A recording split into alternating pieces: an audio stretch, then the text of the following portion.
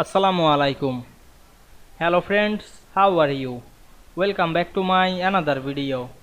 In this video I am going to show you how to convert an Excel spreadsheet to an image. Let's get started. At first you have to open your Excel workbook. Now we can see here some data. Now you want to convert this spreadsheet to an image. At first go to the file menu, select the export option and select the change the file type and choose save as.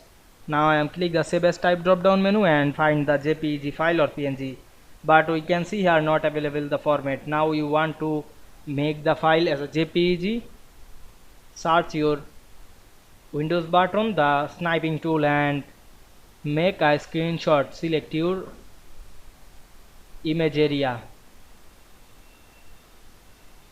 then save the image your file as a JPEG.